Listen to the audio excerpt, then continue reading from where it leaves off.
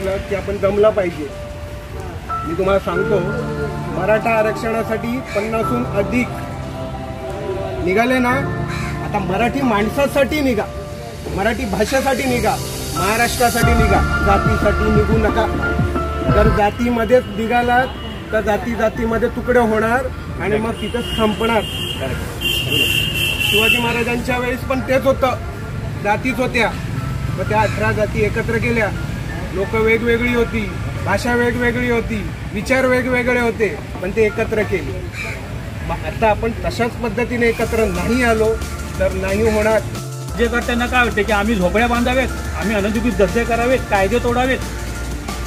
तर जर आपण असेच शांत राहिलो आणि सगळं जर सहन करत बसलो ना तर पुढच्या पिढ्या ह्या आपण गुलामगिरीत ढकलत आहोत. आज जर आपल्या तरुणांना शिकून नोकऱ्या मिळत नसतील तर भविष्यामध्ये आपल्या मुलांना त्यांच्या गुलामगिरी करावी लागणार आहे. जे आहे एका नेत्याच्या आधी 100 लोक बसतात जे असतात. त्यांनी जर का नेत्याला डिमांड केलं की भैया लोक नका आम्हाला मराठी दवा नाही तर आम्ही तुमच्यासाठी काम नाही करणार, तर आम्ही असं बोलत कुठल्याही पक्षाचे असू दे. तेच लक्षात ठेवायचं, 8 कोटी लोक मिळून आपण दबाव आणायला पाहिजे आणि आपली मागणी करायला पाहिजे. पण ते पोहोचणं गरजेचं आहे.